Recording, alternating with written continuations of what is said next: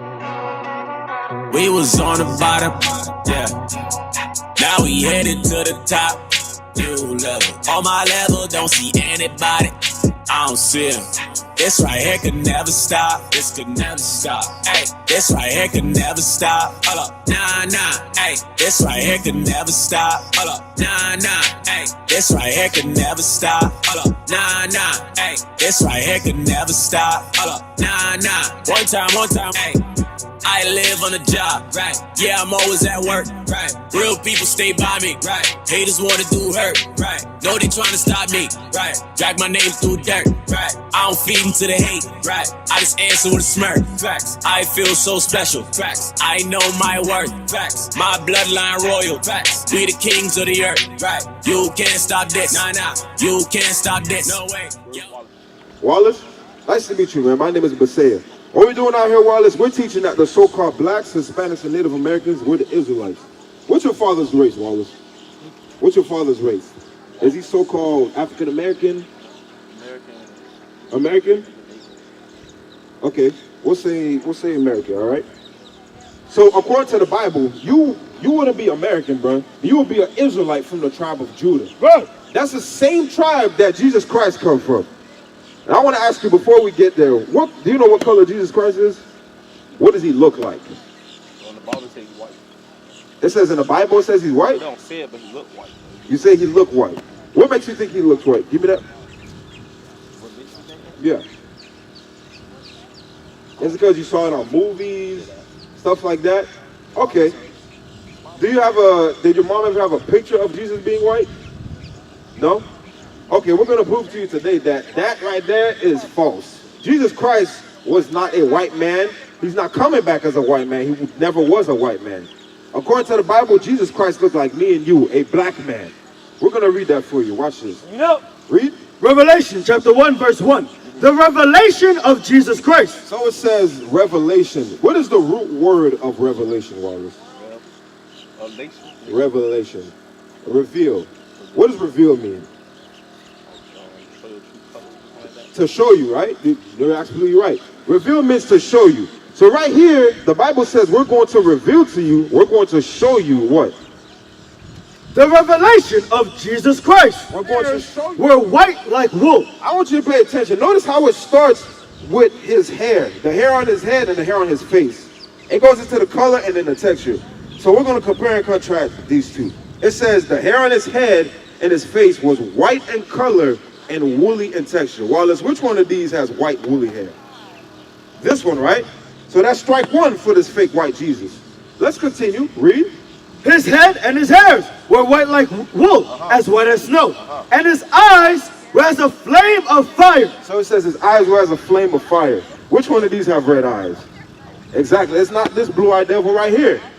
Let's see. That's strike two. Read. And his feet. Now we're getting into Jesus Christ's feet. Read. And his feet like unto fine brass, as if they burned in a furnace. So Wallace, I see you don't got socks on, right? You have skin and your skin has color, right? Right. Would you say the same color that's on your skin, on the top of your feet, doesn't match the same color as your legs? Is it? What about your stomach? But is it the same color around, right? With your face too, right? So it said Jesus Christ's feet look like what?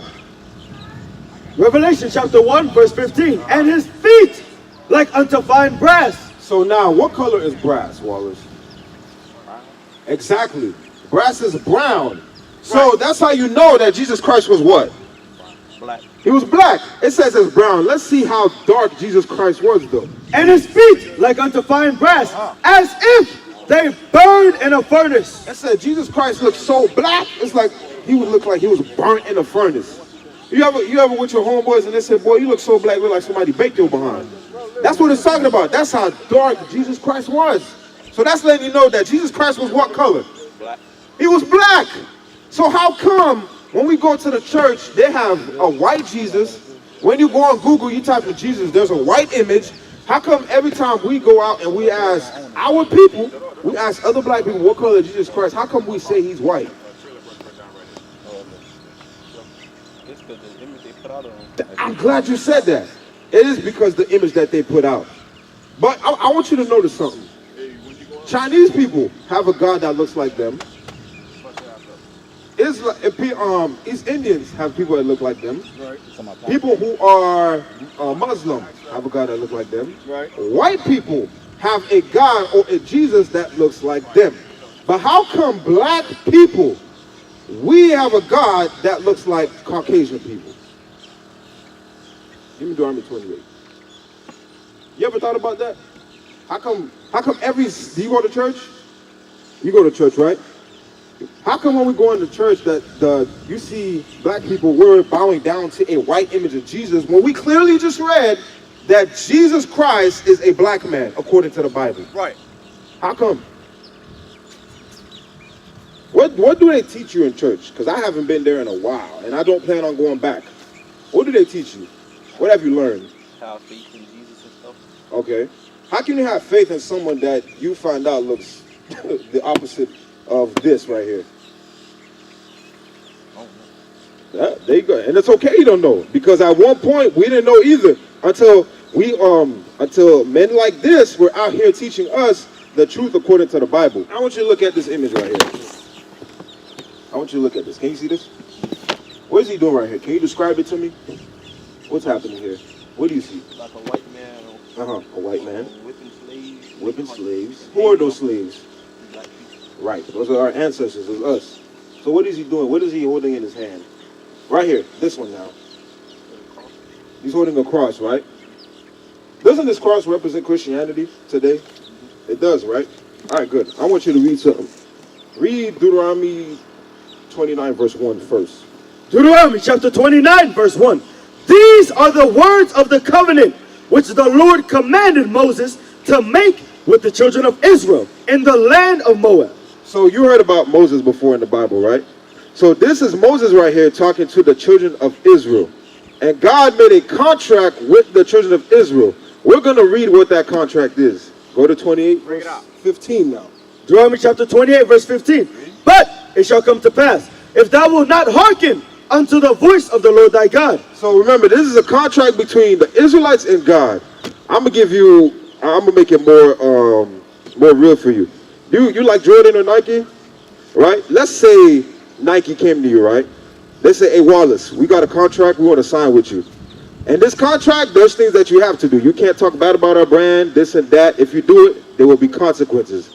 On the other side of the contract, they say, here are the things you're allowed to do. You're allowed to wear our shoes, tell people about us, yada, yada, yada. Get money. There's a contract. Get money for it. You get blessings. You see what I'm saying? On the contract, if you do what we tell you, you get blessings. If you don't, there's consequences. We take the contract away from you. You get what I'm saying? It's the same thing with God and the Israelites. God said, if you keep my commandments, you will be blessed. If you break those commandments, you're going to be cursed. Let's hear it out of God's mouth, though. Read. But it shall come to pass, if thou wilt not hearken unto the voice of the Lord thy God, to observe, to do all his commandments. So God says you got to do all his commandments, not just the 10. There's more than 10 commandments. Read. And his statutes, which I command thee this day, that all these curses shall come upon thee and overtake thee. So God says, if you didn't keep your part of the contract, God says, I'm going to curse you Israelites. Wallace, is a curse a good or a bad thing? It's bad, right? So God says, if you Israelites don't do as I put in this Bible, these commandments, I'm going to curse you. Now remember what I asked you, how come, what was happening in this image here? You said there's a cross. I want you to describe more to me. So what's happening right here? Right. So right here, what's basically happening is saying, if you don't accept the religion of Christianity, we are going to kill you. That's what's happening. Right? Now, this is going to tie back to what I said before. This is going back into why we think Jesus Christ is white. Why we as a people, we go into the church every Sunday. We don't know these things. We don't know nothing about Christianity, but we follow it wholeheartedly. Give me verse 64 right quick. I'm going to show you that. Deuteronomy chapter 28, verse 64. And the Lord shall scatter thee among all people. Stop. It says the Lord shall scatter us. Let's see how the Lord scattered us. Jump to verse 68, then we'll go back. Verse 68. And the Lord shall bring thee into Egypt again with ships. Do you see what God says? Do you know a little bit about black history? How did we as a people come to this country? On boats, right? Do you think that history right there is in the Bible?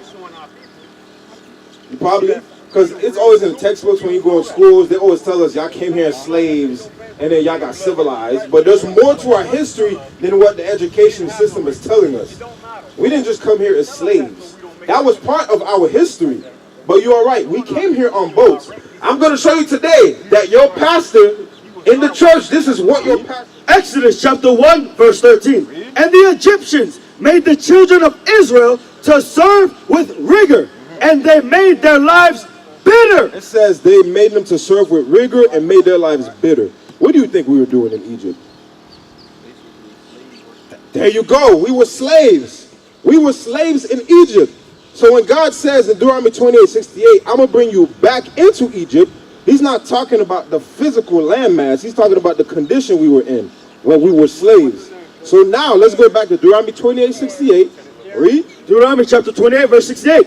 And the Lord shall bring thee into Egypt, Slavery again, with ships. with what? With ships. So God said we were going to slavery again with ships. So God says we were going to slavery again. Right here. I want you to look at this. With ships. How you doing, sis? God never called you that. Sis, how you doing? You come up on the So you say you're a so-called black American or American black, right? According to the Bible, just like my man Wallace here, you would be an Israelite from the tribe of Judah. Right. That's the same tribe that Jesus Christ comes from. Jesus Christ is a black man. He is not white. He is a black man.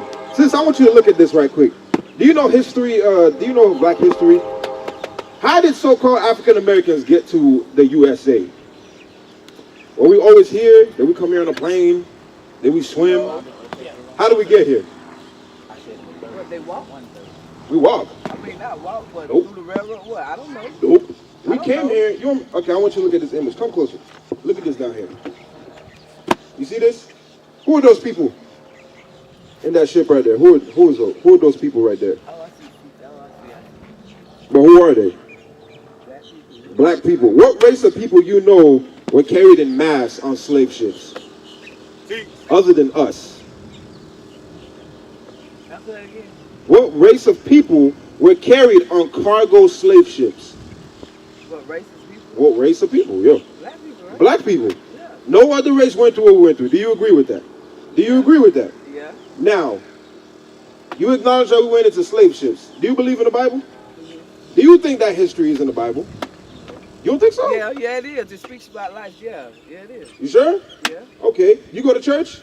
somewhat. Somewhat. When you went to church, did your pastor ever tell you that so-called black people's history is in this Bible? No. No? All right, we're going to read it for you today. Read that. Deuteronomy chapter 28, verse 68. And the Lord shall bring thee into Egypt again. When it says Egypt, it's talking about slavery. God says he will bring the Israelites into slavery again. This time how? With ships. With what? With ships. God says the Israelites were going to slavery on slave ships. But wait a minute. I thought black people went into slavery on slave ships. How come it's saying Israelites right here? How you doing, little man? How come it says black people were going to slavery on slave ships? I come and said. How come it says Israelites are going to slavery on slave ships? On ships.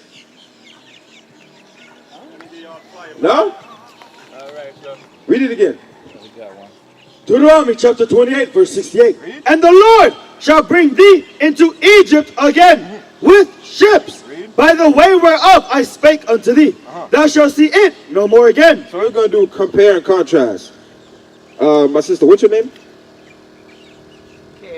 Carrie. Carrie. So since so-called black people have been in this land, have we ever went back to our homeland?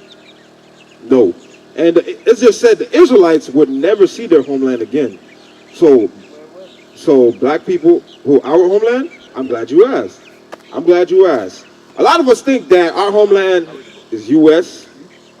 A lot of us think our homeland is Africa. It's in Africa, but it's not predominantly the whole Africa. You know what I'm saying? So what part? Okay, good question. We're going to answer it for you. Read. Galatians 4. Yeah. Galatians chapter 4, verse 26. But Jerusalem, which is above, But what? but Jerusalem, which is above, is free, Read. which is the mother of us all. Where's our homeland? Read it again. But Jerusalem, But what? but Jerusalem. Jerusalem is our homeland. That's where we're from. The land of Israel, that's owned by them so-called Europeans right now, that is our homeland. But how come we're not in our homeland? How did we get here? Take your arm down. I'm gonna read to you a history book. Huh? Yes. I'm glad. See, now it's starting to click. All right, now the wheels are turning. I was hot. We're That's why I gonna. want to stop. You said you're what? I was high. I You're was smoking high. before I came here. That's why I want to stop. Keep going. All right, we're gonna read that, and then I'm gonna touch that high and smoking thing. This is a history book we're about to read. Read it. This is the book From Babylon to Timbuktu, written by Rudolph R. Windsor. Chapter, Page. The Final Dispersion of the Black Jews of Africa. Of the black what? The Black Jews of Africa. You heard that, Carrie? It said the black Jews of Africa. We are the Jews, the real Jews according to the Bible. That's right. All right, read. Page 133. There are hundreds of thousands of black African Hebrews scattered throughout the United States, not only in the urban areas, but also in the rural communities of this nation. With the revelation of ample historical evidence, the authenticity of these black Hebrews can no longer be questioned. Did you hear what it just said? It said there's hundreds of thousands of black Hebrews scattered throughout the United States. Read Was it that- again. Read again the rules. Read again. There are hundreds of thousands of black That means African ghetto. Hebrews scattered throughout the United States, not only in the urban areas, It said not only in urban areas, that's your upscale places, but what? but also in the rural communities. It says rural communities. What does rural community mean? What are you standing in right now? A rural community. That's talking about the ghettos, the slums, stuff like that. There you go, the poor areas where they say minorities Move your live. arm. That says that said the African Hebrews, that's where they're living. The real Jews according to the Bible. How come it didn't say the real Jews are living in Jerusalem or Israel today? That's letting you know the people over there aren't the real Jews. Right. All right? They ran them away from you. They took out. They took our land. There you go. I'm gonna say our. Read. But also in the rural communities of this nation, with the revelation of ample historical evidence. There's historical evidence. We're going to get that in the Bible. Read. The authenticity of these black Hebrews can no longer be questioned. However, in regard to the purity of their Judaism, among some of these Jews, that is another question. According to biblical prophecy, the black Hebrews were supposed to have gone into slavery and captivity. Thus, we read of the prophet Jeremiah saying, Judah is gone into captivity because of affliction and because of great servitude. She dwelleth among the heathen. She findeth no rest. All her persecutors overtook her between the straits. So you heard what it said? It said it was prophetic that we would go into captivity. That's talking about slavery. So now we're going to go back into the Bible. We're going to prove to you, because the Bible said it first. This history book we brought out is just backing up what the Bible said. We're going to go into the Bible to see that these things are actually happening to us. We are the real Jews. We're the ones who are scattered throughout the earth in the slums and the ghettos. Because no matter what city you go to, if you go to a ghetto, who are you going to find? You're going to find us. That's one of the signs that lets you know that we are the Israelites according to the Bible. Right. You see, it says this is surely going to happen if you don't listen to God's voice. Let's see what's going to happen to us. Read. To observe, to do all his commandments. To what? To do all his It commandments. says all his commandments, not just the 10. We're going to get to that later. Read. And his statutes, Read. which I command thee this day, Read. that all these curses shall come upon thee and overtake thee. So it says the curses are only going to be upon you Israelites. So Carrie, I got a question. Is a curse a good thing or a bad thing? It's bad. It's bad, right? Now jump to verse 16. Verse 16. Cursed shall thou be in the city. Remember what the book said? All the Jews will be in the rural areas. But now the Bible is saying in those areas, the Jews would be cursed. How were black people cursed in their cities? I want you to give me some You examples. say how we How are we cursed? by not doing. Okay, let's say this. Where we live at, Usually, is it good things that happen? Is the neighbor flourishing, or is it bad things that happen? Because remember, curses are bad. So do good things happen in black neighborhoods, slums, and ghettos, or bad things? Both. How? It be some good and some bad. Name me the good stuff. You got good stuff. You got people that help. You got in some communities. You got people that help, like cook on holidays and feed the community and stuff like that. Holidays. You notice how you said holidays. Not even holidays. You know, we have this one lady that used to cook on every Sunday and pass out food. See, you see what you're doing? You're singling out individual people. I'm talking about as a nation of people. As a neighborhood. Predominantly as a neighborhood. No, it's not, right? No. What happens in our neighborhoods? Gang banging? Bangers, yeah. Everybody, all blacks fighting against one. We turn against on our own. There you go. Yeah. This is how we're cursed in our cities. We don't look out for one another. We are against one another. Exactly. I'm glad you said that. Those are good examples you brought out. So now, speaking of those things, how come it's like that? Jealousy. You think jealousy? Some be jealous. Other kids said that. Okay. Then you just got some just evil. Nasty. More, you know. Okay. But my main thing is jealousy. Jealousy. You say jealousy. All right. I'm going to read this scripture to you, and we're going to show you the root cause of why our neighborhoods are the way they are. Remember what God said. What happened? What was the reason we were cursed? For not listening, obeying. And doing what? Not doing the See, I'm glad you said 10 commandments. There's more than 10 commandments. I know it is. It's more than that. But you want me to give you a commandment right now? I'm going to give you a commandment right now. Read that right quick, 1 Corinthians. 1 Corinthians chapter 3, verse 16. This is a commandment a lot of so-called black people are breaking that God doesn't like. Read. Know ye not that ye are the temple of God, and that the Spirit of God dwelleth in you? So it says that your body is a temple, and that God is supposed to dwell in you. But remember, just like a temple, you're supposed to keep that temple up to what? Up to standards, right? It's supposed to be clean. Let's keep reading. Know ye not that ye are the temple of God, and that the Spirit of God dwelleth in you? If any man defile the temple of God. How would you defile your body? Your body's a temple, right? Yes. You're supposed to take care of it. Yep. How would you do the opposite? How would you ruin it? By doing like, I want to use the correct word. Go ahead. Like piercing that you're supposed to get. Okay. Tattoos. Tattoos, okay. That you're not supposed to get tattoos. Good. Come on, I know you can think. I know. There's one thing you're not saying. I want you to say. I know. It's right there on. You mentioned it earlier. What were you doing before you came here? I was smoking. Smoking! There you go. Smoking defiles your temple, sis. Yes. You're not supposed. Yes. You're not supposed to be smoking. I ain't done it. Think about it. Think about it this way, sis. When you smoke, what's the first thing that your body do? Yeah, I know. What is it? No, I want you to say it. No. When you inhale smoke into your lungs, what does your body do? The first time you did it. The first time you did it, what did your body do? I didn't do you. Then you cough? Yeah. You know why you coughed? Why? Because smoke isn't supposed to be in your lungs, sis. Right. Smoke isn't supposed to be in your temple. It's just like if you was, what's the difference between you being in a burning house and smoke being in your lungs? It's the same thing. You're still breathing in smoke. It's not supposed to be in there. That's why you try to get the hell out when there's a fire and smoke in the house. That's what Christ does. That's the same thing. But listen to what the Bible says. What happens when you defile your body with smoking, with getting tattoos, or with having sex with too many people?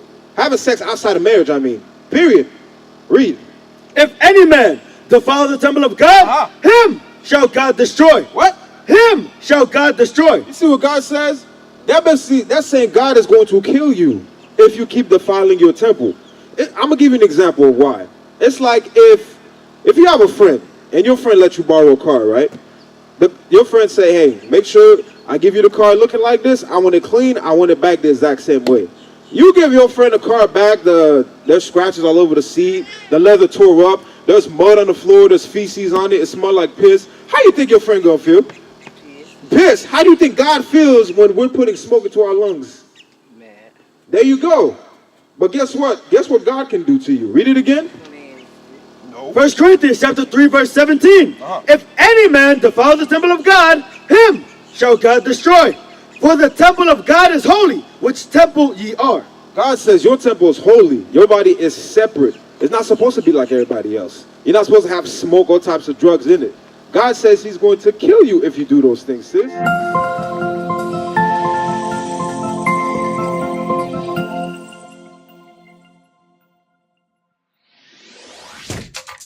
Shalom, Israel. This is Bishop Nathaniel. I want you to know that you can view all our Sabbath classes live on IUIC TV. That's right, I said on IUIC TV. Download the app today. Shalom. We used to scream Black Power while Heron was pushed. But at the end of the day, nothing's in vain. IUIC has been given a vision. The tents of Judah has risen. Many has attempted the mission, minor murmuring, omitting, and missing the mark. Just reading that he had the flame of fire in his eyes gave us the spark. We on Paul's mission. We out on the road, purple and gold, from Mexico, Cuba, Haiti, Ghana, Sierra Leone. 144,000 boots banging, concrete crackling. These are our men repented at heart. The scriptures is proof. IUIC, we deliver the truth.